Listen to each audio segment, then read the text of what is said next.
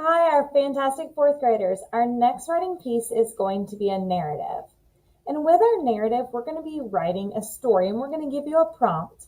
But before we even get started with a narrative, it's important that we talk about structure and how we're going to structure our narrative. So let's start out with a little joke. So a mushroom walks into a discotheque and he walks up to a lady and he asks her to dance. She said, "Ooh, no, gross, you're a mushroom." So he walks to another lady and he asks her to dance. Nah, I'm not interested. Lady after lady, he just gets rejected and rejected. Nobody wants to dance with him. Finally, the mushroom walks over and he's so confused and he says, "I just don't know why nobody wants to dance with me. I'm a fun guy." See, this joke, it has a structure. It's got the beginning, which is the opening, and then there's the build up to the middle. And in the ending, that's the punchline. The structure is what makes the story and the joke funny. It makes everything just work. When you start getting things out of order, that's when we can get into a little bit of trouble. Hey, can I tell you a little joke? Yeah, tell me. All right, so there was this fun guy, and he, shoot, I messed up the. Hey, can I tell you a joke? Yeah. Okay, so there's this mushroom, and he walks into this discotheque, and he then walks up to this guy, and he asks, "Oh, I think I messed the joke up again. Maybe I can get it right this time." Okay, get the structure. Hey, you, sir with the blonde hair. Can I tell you a joke? Yeah. Okay, so there's this guy, and he's a mushroom, and he walks into a discotheque, and there's a bunch of ladies on the dance floor, and he asks them to dance, and they say yes. Oh man, I messed it up again. So as you can see, structure is really important. If you get it wrong, your story is not going to make any sense. So when we're writing our narratives, we want to make sure we have our structures super duper organized. So when we're writing our narratives, there's 3 different plot structures that you can use. You can see them right there. Right there. So the first one is linear. The second one is nonlinear. And the third one is titled circular.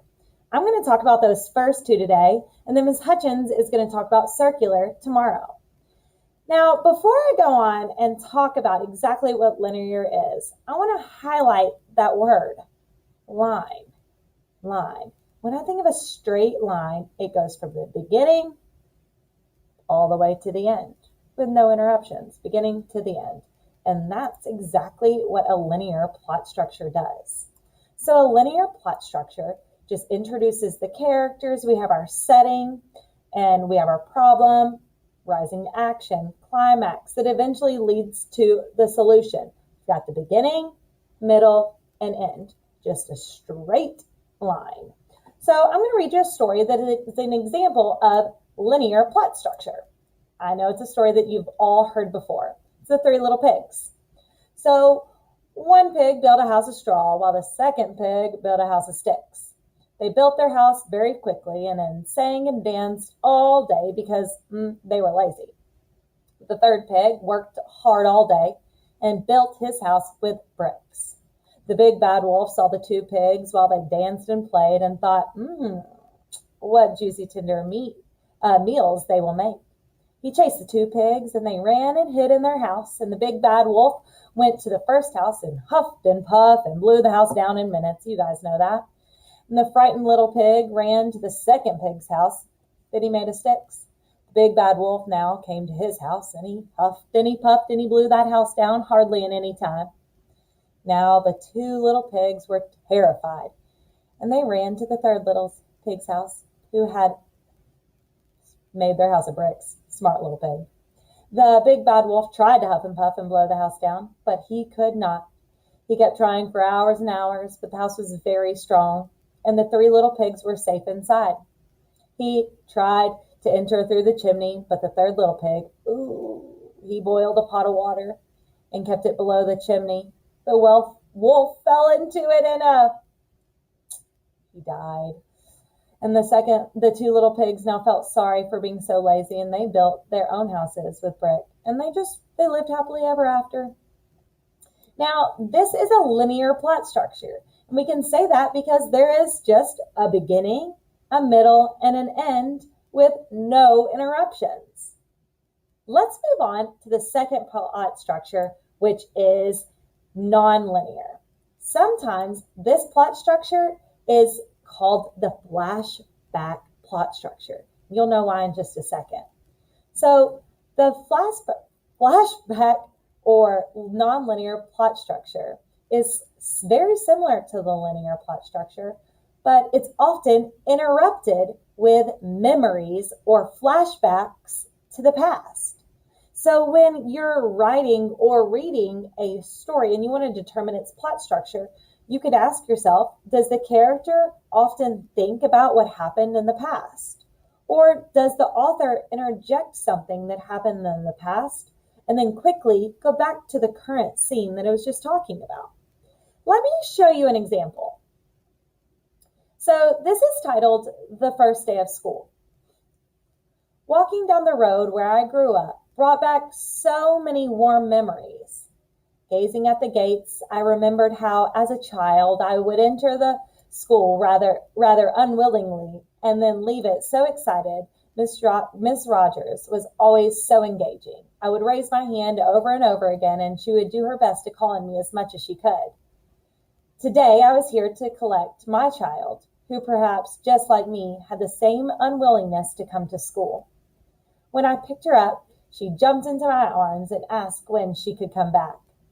Walking back to the house, she told me about her day. It gave me so much joy to know that she enjoyed learning from Miss Rogers as I had. I closed my eyes and saw Miss Rogers jumping rope with us on the playground. Even though she had passed the jump roping age, I knew Miss Rogers will give my child her own memories and cherish. So this is a nonlinear text structure because there are flashbacks to the past. The author wrote about how she remembered going back to school, and she remembered her teacher jumping rope. So we flash back to the past. So we can think about it non-linear, not following a straight line, because they're often jumping back. Alrighty, guys, what I need for you to do before you finish writing for the day, please get off here and get on to your Google Classroom and answer the question. It asks you to define linear and the nonlinear plot structure. I'm going to tell you right now, so listen close. So a linear plot structure has a beginning, middle, and end. You can say for a non-linear text structure that there's flashbacks, or a nonlinear text structure uses flashbacks to help follow that structure. Alrighty, guys, have a great afternoon. Later.